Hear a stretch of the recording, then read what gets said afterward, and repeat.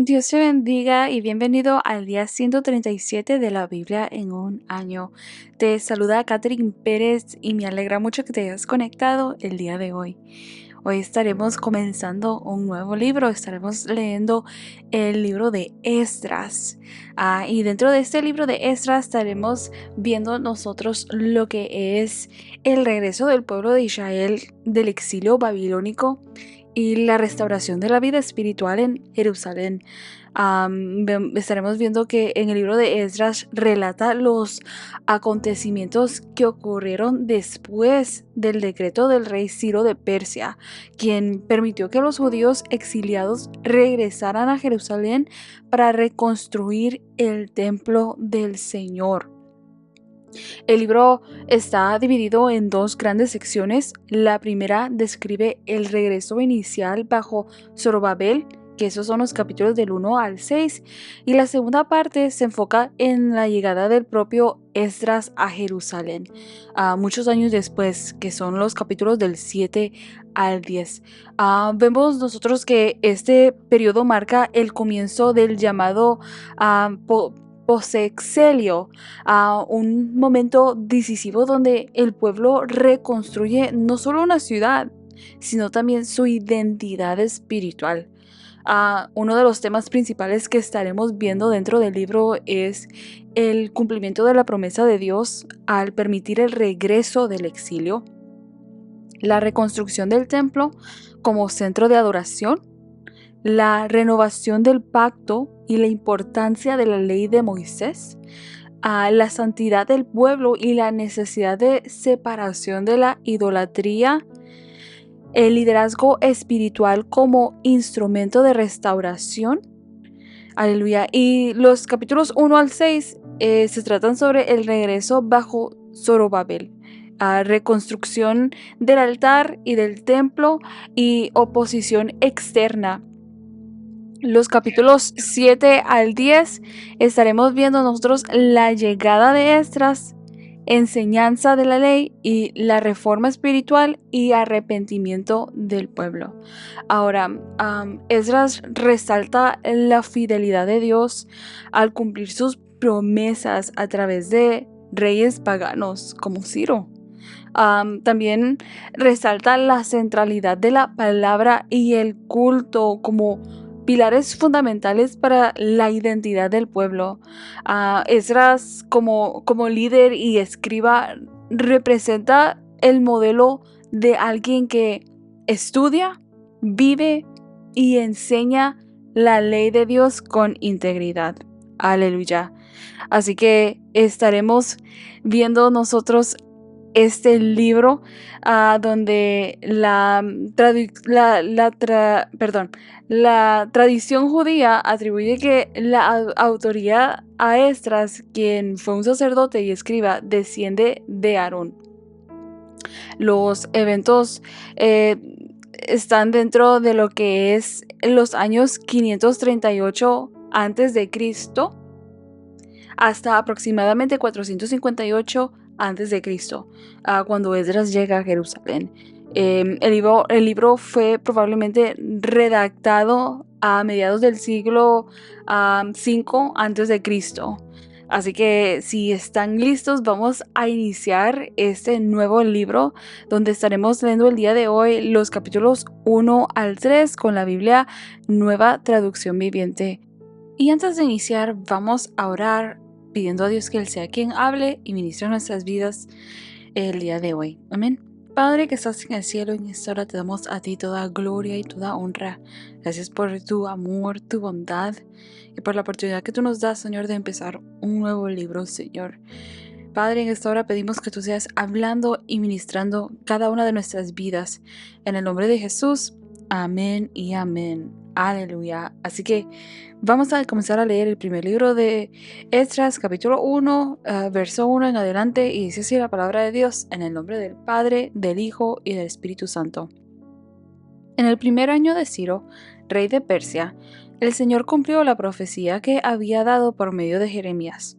Movió el corazón de Ciro a poner por escrito el siguiente edicto y enviarlo a todo el reino. Esto dice Ciro, rey de Persia: El Señor, Dios del cielo, me ha dado todos los reinos de la tierra. Me encargó construirle un templo en Jerusalén que está en Judá. Cualquiera que pertenezca a su pueblo puede ir a Jerusalén de Judá para reconstruir el templo del Señor, Dios de Israel, quien vive en Jerusalén, y que su Dios esté con ustedes. En el lugar que se encuentre este remanente judío, que sus vecinos los ayuden con los gastos, dándoles plata y oro, provisiones para el viaje y animales, como también una ofrenda voluntaria para el templo de Dios en Jerusalén. Luego Dios movió el corazón de los sacerdotes, de los levitas y de los jefes de las tribus de Judá y de Benjamín, para que fueran a Jerusalén a reconstruir el templo del Señor. Todos los vecinos colaboraron dándoles objetos de plata y de oro, provisiones para el viaje y animales. Les dieron muchos regalos valiosos, además de todas las ofrendas voluntarias. El propio rey Ciro sacó los objetos que el rey Nabucodonosor se había llevado del templo del Señor en Jerusalén y había colocado en el templo de sus dioses. Ciro le ordenó a Mitridates, el tesorero de Persia, que contara esos artículos y se los entregara a Sesbazar, el líder de los desterrados que regresaban a Judá. La siguiente es una lista de los artículos que se devolvieron. Tazones de oro, 30. Tazones de plata, 1000. Recipientes de plata para quemar incienso, 29. Copas de oro, 30. Copas de plata, 410. Otros artículos, 1000. En total eran 5400 artículos de oro y de plata. Sesbazar los llevó todos consigo cuando los desterrados se fueron de Babilonia hacia Jerusalén. Esdras capítulo 2. Esta es la lista de los desterrados judíos de las provincias que regresaron de su cautiverio. El rey Nabucodonosor los había desterrado a Babilonia, pero ahora regresaron a Jerusalén y a las otras ciudades de Judá donde vivían originalmente. Sus líderes fueron Zorobabel, Jesúa, Nehemías, Seraías, Relaías, Mardoqueo, Bilsán, Mispar, Bigvai, Rehum y Baana. Este es el total de los hombres de Israel que regresó del destierro. La familia de Paros, 2172. La familia de Cefatías, 372. La familia de Ara, 775. La familia de Paat Moab, descendientes de Jesúa y Joab, 2812. La familia de Elam, 1254. La familia de Satu, 945. La familia de Sakai, 760. La familia de Bani, 642. La familia de Bebai, 623. La familia de Asgad, 1222. La familia de Adonicam, 666. La familia de Bigvai, 2056. La familia de Adin, 454. La familia de Ater, descendientes de Ezequías, 98. La familia de Besai, 323. La familia de Jora, 112. La familia de Asum, 223. La familia de Gibar, 95. La familia de Belén, 123. La gente de Netofa, 56. La gente de Anatot, 128. La gente de Bet Asmavet, 42. La gente de Kiriat Jearim, Cafira y Beerot, 743. La gente de Rama y Jeba, 621. La gente de Micmas, 122. La gente de Betel y Ai, 223. Los ciudadanos de Nebo, 52. Los ciudadanos de Magbis, 156. Los ciudadanos de Elam Occidental, 1254. Los ciudadanos de Arim, 320. Los ciudadanos de Lod, Hadid y Ono, 725. Los ciudadanos de Jericó, 345. Los ciudadanos de Sena, 3630. Estos son los sacerdotes que regresaron del destierro. La familia de Jedaías, por la línea genealógica de Jesúa, 973. La familia de Emer, 1052. La familia de Pasur, 1247. La familia de Arim, 1017. Estos son los levitas que regresaron del destierro. La familia de Jesúa y la de Cadmiel, descendientes de Odavías, 74. Los cantores de la familia de Asaf, 128. Los porteros de las familias de Salum, Ater, Talmón, Acub, Atita y Sobai, 139.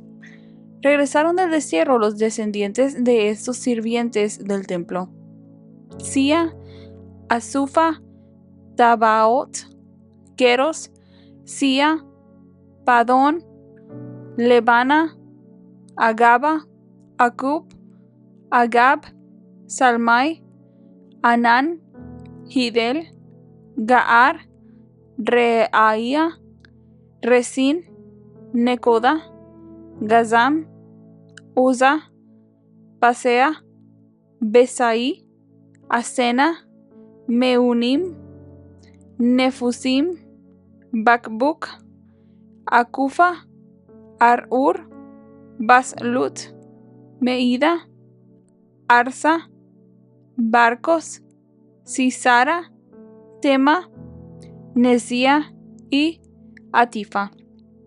Regresaron del destierro los descendientes de estos sirvientes del rey Salomón: Sotai, Asoferet, Peruda, Jaala, Darcón, Hidel, Cefatías, Atil, Pokeret, Asebaí y Amí. En total, los sirvientes del templo y los descendientes de los sirvientes de Salomón fueron 392 personas. Otro grupo regresó en esos días de las ciudades de Tel-Mela, Tel-Arsa, Kerub, Adán e Imer. Sin embargo, ni ellos ni sus familias pudieron demostrar que eran descendientes de Israel. Ese grupo incluía a las familias de Delaí, Tobías y Necoda, un total de 652 personas. También regresaron 3 familias de sacerdotes: Abaía, Cos y Barzilai.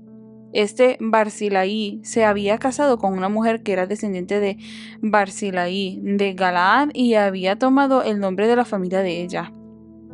Buscaron sus nombres en los registros genealógicos, pero no los encontraron, así que no calificaron para servir como sacerdotes. El gobernador les dijo que no comieran de la porción de los sacrificios que correspondía a los sacerdotes hasta que un sacerdote pudiera consultar al Señor sobre ese asunto por medio de Urim y el Tumim, o sea, el sorteo sagrado. Así que un total de 42.360 personas regresaron a Judá, además de 7.337 sirvientes y 200 cantores, tanto hombres como mujeres. Llevaron consigo 736 caballos, 245 mulas, 435 camellos y 6.720 burros. Cuando llegaron al templo del Señor en Jerusalén, algunos de los jefes de familia entregaron ofrendas voluntarias para la reconstrucción del templo de Dios en su sitio original. Y cada jefe dio todo lo que pudo. El total de esas ofrendas fue 61,000 monedas de oro, 3,000 kilos de plata y 100 túnicas para los sacerdotes. Entonces los sacerdotes, los levitas, los cantores, los porteros, los sirvientes del templo y algunos miembros del pueblo se establecieron en aldeas cerca de Jerusalén. El resto de la gente regresó a sus respectivas ciudades por todo el territorio de Israel. Esdras capítulo 3. A comienzos del otoño, cuando los israelitas ya se habían establecido en sus ciudades, todo el pueblo se reunió en Jerusalén con un mismo propósito. Entonces Jesúa, hijo de Jehosadac, se unió a sus hermanos sacerdotes y a Zorobabel, hijo de Salatiel, con su familia para reconstruir el altar del Dios de Israel. Querían sacrificar ofrendas quemadas sobre el altar, según las instrucciones de la ley de Moisés, hombre de Dios. A pesar de que tenían miedo de los lugareños, reconstruyeron el altar en su sitio original. Luego, cada mañana y cada tarde comenzaron a sacrificar ofrendas quemadas al Señor sobre el altar. Celebraron el festival de las enramadas como está establecido en la ley y sacrificaron la cantidad específica de ofrendas quemadas para cada día del festival. También ofrecieron las ofrendas quemadas habituales y las ofrendas requeridas para las celebraciones de Luna Nueva y los festivales anuales, tal como lo había establecido el Señor. La gente también entregó ofrendas voluntarias al Señor. 15 días antes de que comenzara el Festival de las Enramadas, los sacerdotes empezaron a sacrificar ofrendas quemadas al Señor. Esto ocurrió aún antes de que comenzaran a echar los cimientos del templo del Señor. Luego el pueblo contrató albañiles y carpinteros y compró troncos de cedro de los habitantes de Tiro y Sidón, a quienes les pagaron con alimentos, vino y aceite de oliva. Transportaron troncos desde las montañas del Líbano hasta Jope, haciéndolos flotar a lo largo de la costa del mar Mediterráneo, ya que el rey Ciro había dado permiso para hacerlo. La construcción del templo de Dios comenzó a mediados de la primavera, en el segundo año después de la llegada de Jerusalén. La fuerza laboral estaba formada por todos los que habían regresado del destierro, entre ellos Zorobabel, hijo de Salatiel, Jesúa, hijo de Jehosadac, junto con sus hermanos sacerdotes y todos los levitas.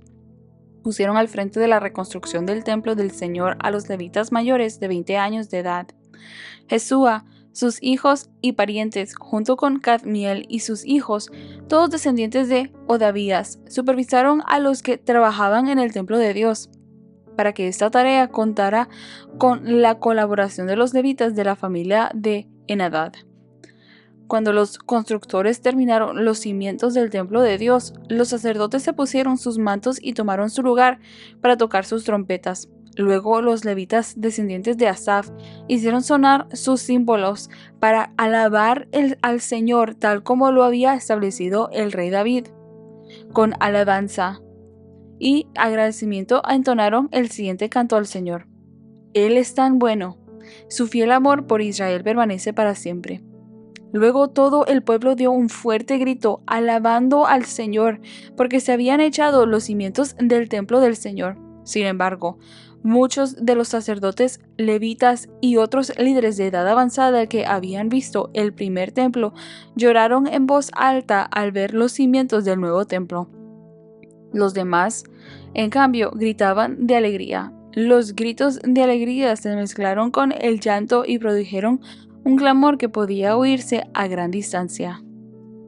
Aleluya. Así que vemos dentro de estos primeros 3 capítulos de Esdras ese proceso en el cual el pueblo que había sido llevado en cautiverio regresa a Jerusalén, regresa a Judá.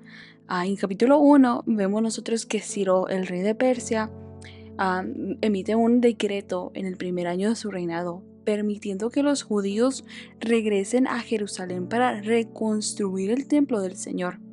Este decreto es el cumplimiento de la profecía de Jeremías, que decía que el pueblo de Israel estaría en cautiverio durante 70 años. Y vemos, ¿verdad?, que Ciro también ayuda financieramente la reconstrucción del templo y devuelve los utensilios sagrados que Nabucodonosor, rey de Babilonia, había llevado, había saqueado del templo. Y vemos, ¿verdad?, que los judíos que vivían en exilio en Persia comienzan a regresar a Jerusalén bajo la dirección de Zorobabel, un descendiente de David y Jesúa, el sumo sacerdote. El capítulo vemos nosotros que resalta que Dios movió el corazón de Ciro para que permitiera este regreso y restauración. Los utensilios del templo que habían sido saqueados por los babilonios son devueltos al pueblo de Israel para ser usados en la reconstrucción del templo. Aleluya. Y en el capítulo 2 vemos, ¿verdad?, que ese capítulo nos da una lista detallada de las familias y líderes que regresaron con Zorobabel y Jesúa a Jerusalén. Se mencionan alrededor de unas 42,000 personas, incluyendo sacerdotes, levitas, cantores, porteros y servidores del templo. Zorobabel es designado como líder de los que regresan y Jesúa como el sumo sacerdote, encargados de restaurar el culto en el templo. La lista muestra la organización del regreso y podemos ver nosotros también al mismo tiempo esa fidelidad del pueblo para cumplir con la misión de reconstruir el templo, porque recordemos que el pueblo ha estado establecido, ha estado en exilio por 70 años, donde un lugar donde ellos ya han formado sus vidas, y ahora ellos están levantándose de aquel lugar donde ahora ellos se encuentran, tomando sus maletas, sus familias y caminando de regreso a Judá, a Jerusalén, para poder llevar a cabo esta misión de reconstruir el templo del Señor, para reconstruir.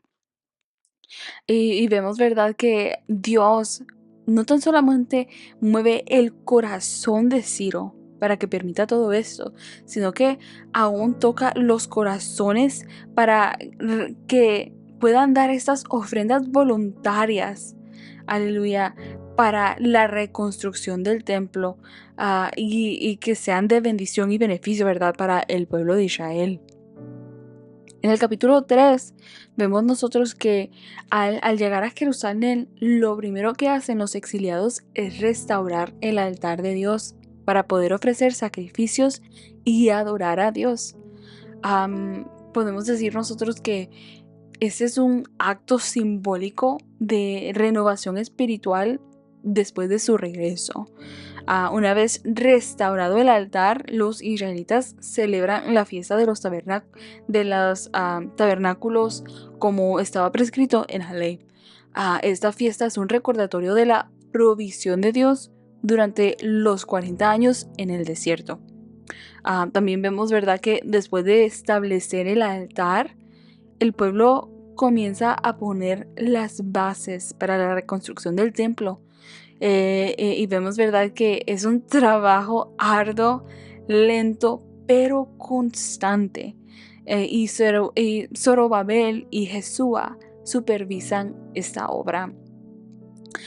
Los sacerdotes y los levitas cantan y alaban a Dios por la restauración, pero también hay un sentimiento de tristeza que podemos ver nosotros entre los ancianos que recordaban el primer templo de Salomón, ya que la nueva construcción no era tan magnificente, ¿verdad?, magnífica como lo había sido aquel templo que Salomón había construido para el Señor. Dentro de estos primeros 3 capítulos vemos nosotros el regreso del exilio es un cumplimiento directo de las promesas de Dios de restaurar a su pueblo después de aquella disciplina, de aquel castigo, ¿verdad?, por sus pecados.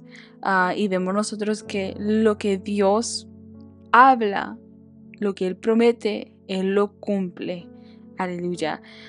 De igual forma vemos, ¿verdad?, la restauración del altar en Jerusalén muestra la importancia de la adoración correcta y genuina y la dedicación a Dios antes de cualquier otra cosa, antes de que levantaran ellos las murallas, antes de que levantaran ellos las paredes de sus casas. Lo primero que se debe de hacer es restaurar ese altar con el Señor. Tener el restaurar esa relación con Dios, empezar en el lugar correcto, ¿verdad?, honrando a Dios primero, buscando primeramente el reino de Dios y su justicia, y las demás cosas Dios se encarga de ellas. Aleluya. Y vemos, ¿verdad?, que la lista de personas que regresan refleja que la restauración no es solo una tarea de unos pocos, sino es un esfuerzo colectivo, donde cada persona tiene una responsabilidad en el cumplimiento del plan de Dios. Así que dentro de estos capítulos vemos nosotros una vez más esa misericordia de Dios extendida al pueblo de Israel, donde Dios una vez más les está dando la oportunidad de poder regresar, de poder volver a comenzar de nuevo y hacer las cosas correctamente dentro de su voluntad perfecta, su voluntad divina. Aleluya. Así que espero que la lectura de hoy haya sido de mucha bendición y edificación. Gracias porque has estado conectado hasta este minuto y te espero el día de mañana. Dios te bendiga.